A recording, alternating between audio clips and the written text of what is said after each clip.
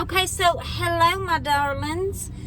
I am going to talk to y'all while I'm on the way home. So, a lot of y'all have been asking about Papa Tot and his diagnosis, if that's what you want to call it. But, so, last week he called the doctor back and was like, I ain't heard from y'all after he had his ultrasound and CAT scan and all of that mess.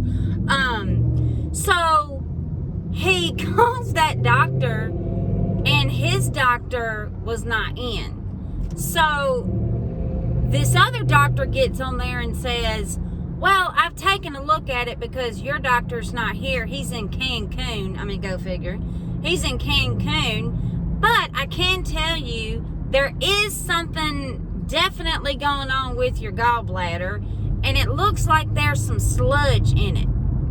Okay, first of all, heifer, what is sludge in your gallbladder? Okay. And I asked my husband, I said, Derek, is that the term that the doctor used, or is that the term that you come up with? And he said, no, that's what the doctor said. And I said, okay, well that ain't cool. So I said, what exactly is sludge? I mean, I'm thinking the worst of the worst. I mean, are you drinking too many Red Bulls? Because that joker, no lie, drinks Red Bull all day long. Okay? Anyway. So I said, did you ask him what that was? And he said, well, yeah, kind of. But he said that it's nothing like rare that they haven't seen before. And I'm thinking, okay, I've never heard of this. And then the doctor says, but I don't want to make an executive decision here because you're not my patient. So we need to have your doctor look at it. And your doctor will be in next week. Okay, so here it is Wednesday, and we still have not heard nothing from that doctor. All right? So Derek and myself are just sitting here wondering what the hell sludge is. Okay? I mean, having your gallbladder took out is not that serious of an idea. I mean, it's not that serious, okay? Gallbladders get taken out every day. So, that's not what's bothering us. What's bothering us is why is there sludge in there, and how the hell does it get out? I mean, I'm just asking. So, that is the only update I technically have at the moment. And hopefully tomorrow, he'll be able to hear back from his doctor to be able to determine what this is. And I honestly, like I said in my last video, I feel terrible. I feel absolutely terrible because I just did not believe him. I didn't believe him. Because he swore he could feel something right here. I could not. He's a hypochondriac. I'm thinking, this heifer ain't got nothing wrong with him. He's just flipping out over nothing. Okay? Well, it was something. And, I mean, I apologized. But technically we just don't know what it is yet. So we have to, I keep looking over here. I'm going to get used to this. So we have to wait on that other doctor to get here. To get back and then look at it. So, anyway, hopefully by this weekend, I'll be able to make another video for y'all. And I can update y'all exactly like, what they're going to do about it. So, thank you to everybody that has been asking questions and wondering what is going on, because honey, I have been wondering what is going on. Again, I keep looking over here. I need to be looking right there. But anyway, so I want to talk to y'all about something else, because I was supposed to do this like so long ago. I was supposed to really start from the beginning about my life, okay? And I did one of the stories on it, but for whatever reason, it would not upload to YouTube to save my life. I don't know. I'm sure it was the operator. I'm sure it was something that I did. Okay? So I figured while I have some time on my way home, I can tell y'all about it. So let's start. Let's start from the beginning. Okay? Let's start from the beginning. So years ago, my mother was married to her first husband. Okay? And with that first husband, she had 3 children. Those are my siblings. Today, those are my siblings. She had 3 children. So, they stayed married for however long. I don't know. I can't really recall. And they do get a divorce. They get a divorce. So, the 3 kids lived with my mother in great turmoil. Okay? As you can imagine. Because y'all know my life. You know my life's most of my life story, and it was difficult. I don't remember how it happened though, how they got away from her and moved in with their dad though. I just know when they did, she didn't fight for them. Like, you know how when people get divorced, if it's not amicable, the first thing they do is they want to fight for custody, which I hate that. I feel like, me personally, I feel like the custody should be 50-50. That's just me. I mean, you're both equal parents and both parents should get equal amount of time. That's just me though. I don't know. But I know that there's special circumstances and a lot of people can't do that and shouldn't do that. And there could be one good parent and one bad parent. I mean, there's a whole bunch of things that it doesn't always work out so easy like that. But anyway, so I don't really remember how they got out of there and went to live with their dad. I'll have to ask my sister, and she might have told me before, but I don't know. But I know this. When at some point before they moved in with their dad, our mother, because I was not born of and I was not thought of at this time, was an alcoholic. And I just found this out a few months ago. Okay? Because I don't know my mother as an alcoholic. I never seen my mother drink anything. But before I came into the picture, she was. And then turned extreme Christian and no longer drank again. Okay? But from what my big sister says is that she was a raging alcoholic on top of my mother being bipolar, which I'm pretty sure made it 100 times worse, right? So, you know, they divorce. My mother has the kids for ever so long, and then they end up being raised by their dad, who is a wonderful dad. I love him. I've met him 100 times. That's my sister's dad. He's wonderful. He's a good man. What a great man. Okay. So during the midst of that, here's my dad. And my dad ends up marrying 2 women. He has his daughter first, which is my sister Paula. They get a divorce. My dad is 50-50 custody. He ends up marrying another lady. They have a son. They get a divorce. It's 50-50 custody. Okay? So while my daddy had divorced these 2 wives and my mother had divorced this one husband, my mom and dad meet each other. Okay? And then they get married and get pregnant with me. Or they might have gotten pregnant with me first and then got married because they got pregnant. I think it was that way around. My mother had me when she was 31. My daddy was older. My daddy was like 12 years. You know what? I think my daddy was like 10 or 12 years older than my mama. I don't know. Well, no. Because if I was 13 when my daddy died and my daddy was 52, I guess my daddy had me when he was like 40. I don't know. Okay, so now... I'm having trouble hearing you. Shut up. So now they have me and get married. Okay? None of the other kids live with us. It's just me and my mama and my daddy. Because my dad's 2 kids live with their mama and my mother's kids live with their daddy. Okay? So, basically, I was like an only child because they didn't live with us.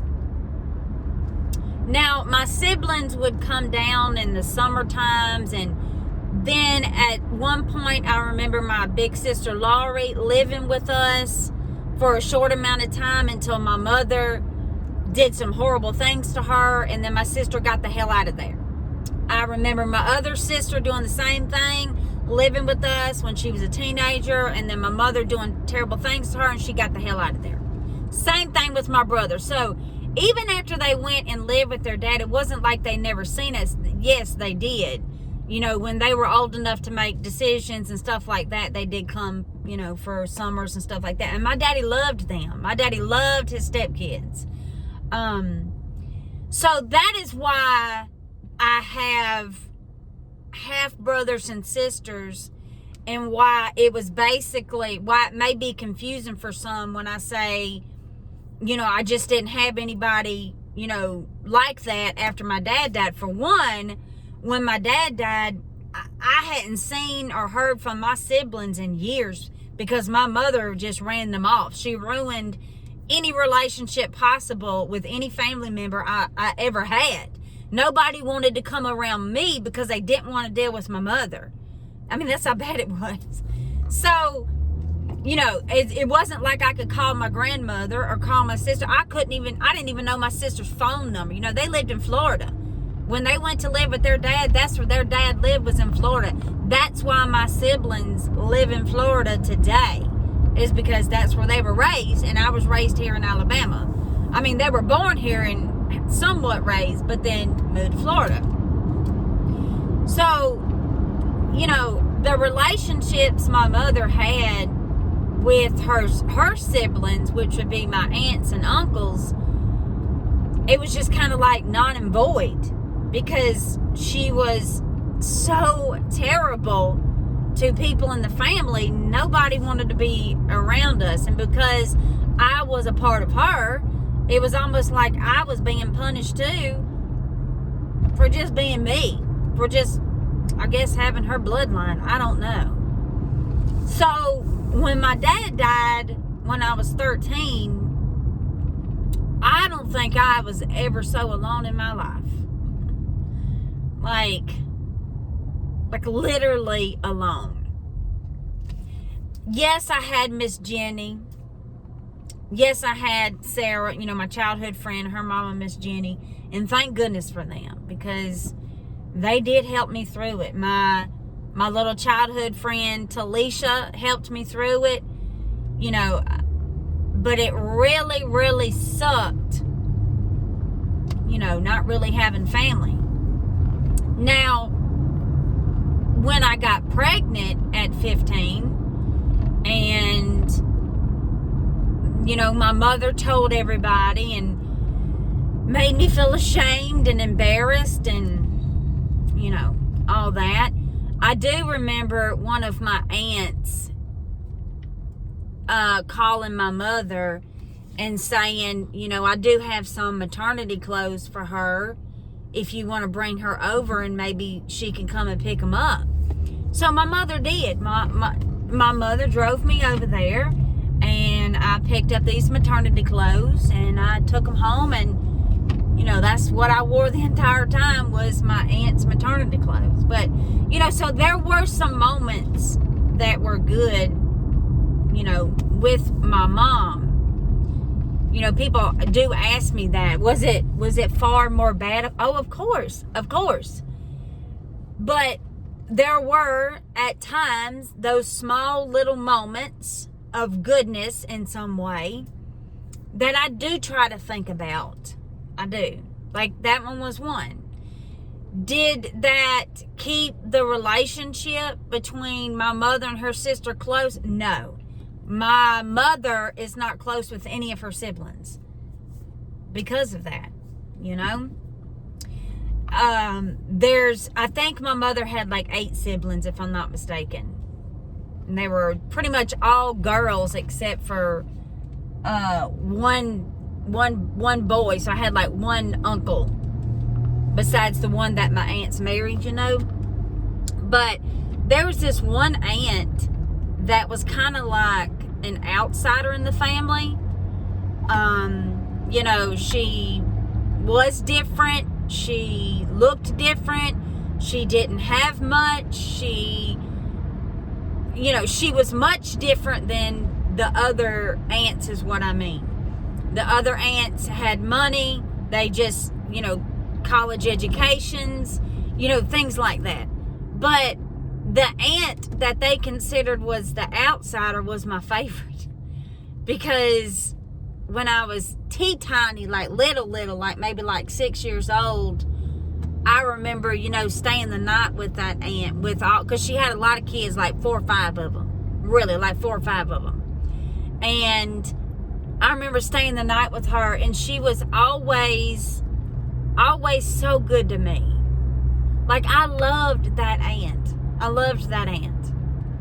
don't know where she's at today, because I'm pretty sure my mother's did something terrible to her again. But I don't know. So there's moments like that I remember growing up that were good to remember. But what sucks is that when I think about that aunt, I think about this really, really hurtful moment that my mother caused in her life. And I'm going to tell you the story. So that aunt at the time, I don't know where she is now, but she was plus size. I thought she was beautiful. I thought she was beautiful. Because honestly, not being conceited or anything, but it's like the women on my mother's side of the family they're just beautiful women. They're just beautiful. I look at them and I think, my goodness, look at these beautiful aunts and my sisters and cousins. Everybody's just beautiful people. So anyway, so this aunt was a beautiful plus size woman. But remember what I said, she didn't have much. Okay? She didn't have much. She had a failed marriage, and I don't think she had a high school diploma. She struggled. I remember her struggling almost my entire life.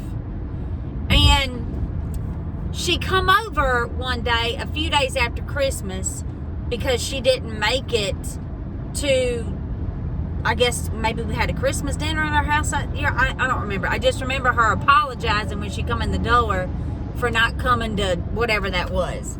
So let's just say Christmas dinner, okay? So when she walked in the door, she had a Christmas gift wrapped in, I can't remember if it was newspaper or if it was wrapped in a kitchen towel. I really want to say it was wrapped in a kitchen towel, okay? So she walks in the door, she apologizes for missing the family thing, and she says, here, I brought you a Christmas present. And of course, as rude as my mother is, had to say something about her not properly wrapping this gift. Well, my aunt didn't have much money back then. She couldn't afford wrapping paper, So, and she apologized for that as well while handing her this. So, my mother invites her to sit down, and they're chit-chatting, and I'm just sitting in the living room floor because, again, I loved that aunt, and I wanted to be around her, and, So they start having this conversation, and my mother opens the gift, and it ends up being, and I don't know if you youngins will remember this, but years ago, back in the 80s, Jergens, which is like Jergens body lotion, Jergens came out with like one of the first body washes, okay? And I will never forget how it smelled. I still to this day, I love that smell. And I'll probably never smell it again. But anyway, so, during the holidays, Walmart's always got, these 2 bottles of body lotion with a sponge for $9.99, as a Christmas gift. So my aunt had purchased my mother that Jergens body wash, and it came with a Jergens sponge that had a hole in the middle of it, which was really cool. Okay? God, I would give anything for that damn body wash today. It smelled like heaven. Lord. Okay. So my mother says thank you, and then all of a sudden she backhands her with this words of just pure freaking hate. Okay? And remember me saying this. These are not my words. These are my mother's. Oh, these are my mother's. I gotta look right here. These are my mother's words, not mine. Okay?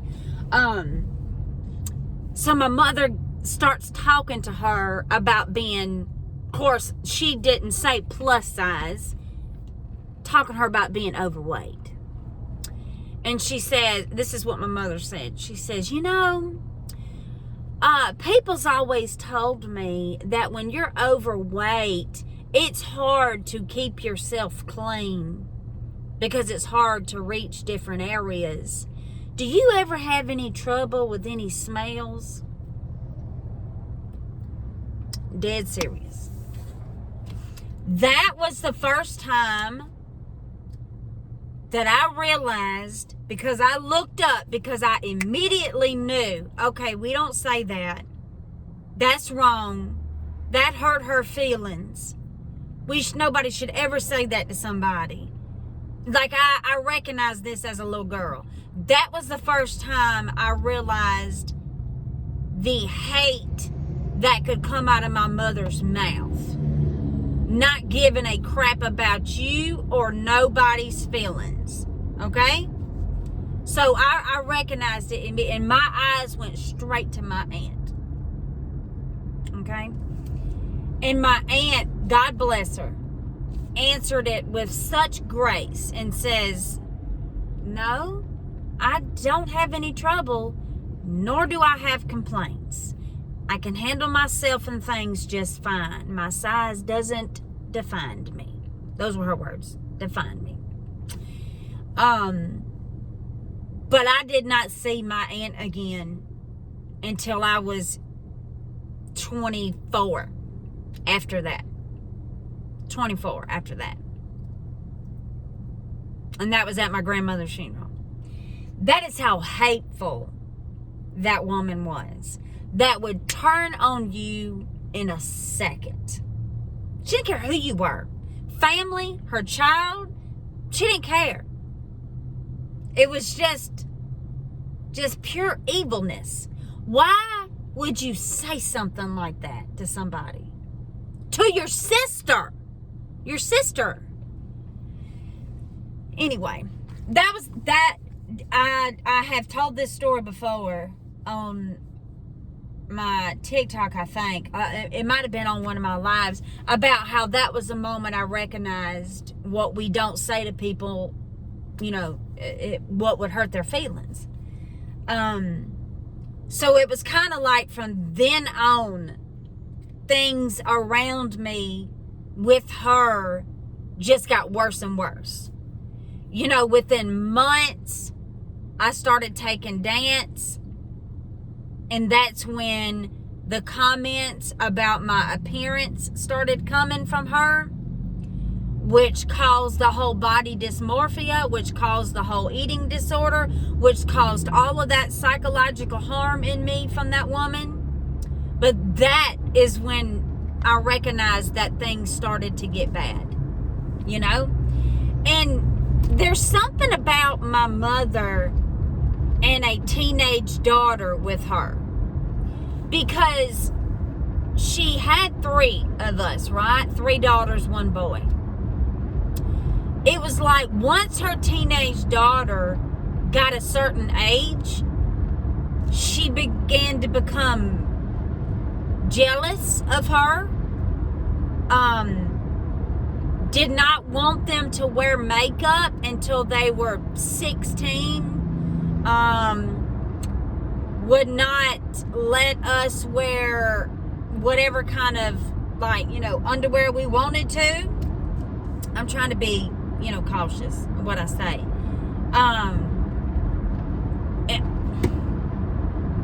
It was like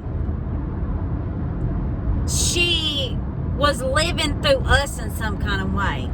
Like if we were getting dressed to go hang out with friends or something, and we went to walk out the door, she would make it a point to tell us how ridiculous we looked, knowing we didn't. We looked beautiful. We looked cute. We looked like a normal teenager. She would make it a point to tell us how awful we looked. I'm serious. It was like she was jealous of her daughters.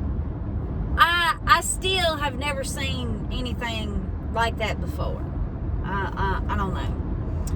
But anyway, so I talked to my siblings, my older sisters, about if they dealt with that, and they said, oh yeah, we dealt with that since we were like 13 or 14, you know. The lies our mother would tell on us to people in the family, you know, like it was like she is in fact the only reason why I don't have relationships with any aunts anywhere in Mobile. My uncle just passed away a few days ago, like literally a few days ago when I was in Oklahoma. And not once did I think about going to that funeral, because it's not that I hold grudges against my aunts and uncles. Have some of them apologized to me for not coming in and rescuing me after my daddy died? Yes, they have. And I have accepted their apology. Absolutely. Of course I have. But some of them have not apologized. And, they know where to find me because I'm all over social media, But it's like nobody wanted to deal with her. So therefore, I never got rescued and I never got saved. My big sisters didn't even know our phone number because they had blocked our mother out of their life so that they would no longer have to deal with the pain that the woman caused us. So to find me, they'd have to go through her because I was a child. My siblings are older than me, so I was a child. And then I become a preteen, and then I was a teenager. I remember my big sister Laurie, which she's the one that I'm like this with. I remember when I was pregnant, that was the first year that our schools were turning to uniforms.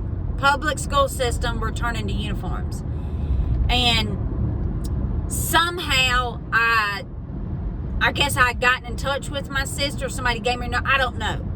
But I called my sister and crying because my mother told me that I had to drop out of school because she was not going to buy me maternity uniforms because that was an embarrassment to her. I didn't want to drop out of school.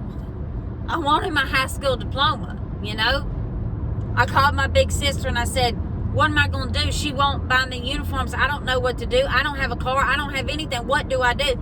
And my sister called her and laid into her.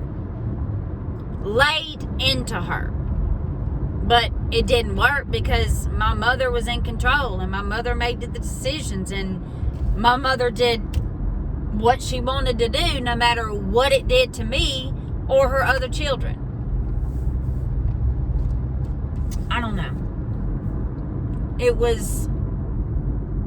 I think I've blocked a lot out of what I dealt with because, to this day I have post-traumatic stress disorder, PTSD from it.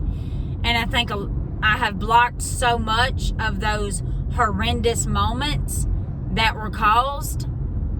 It's hard to remember a lot. That's why I kind of bounce from story to story because it's just how I remember it, if that makes sense. She'd be so mean to me just if I asked her a simple question like, would you mind getting me some shampoo from the store when you go?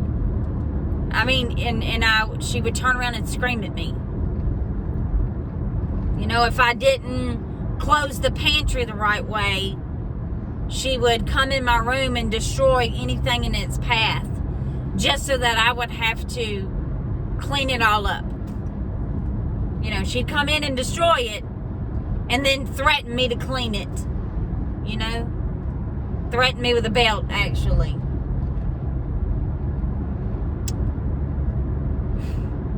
It's terrible. It's absolutely terrible. And it's so crazy how my daddy was a complete angel. The best dad in the world. The best man in the world. My protector, my angel, my everything.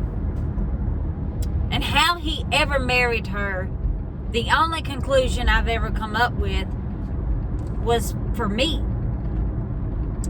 Because I had to be brought into this world.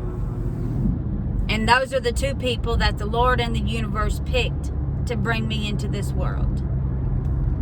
Other than that, I don't know why he married her.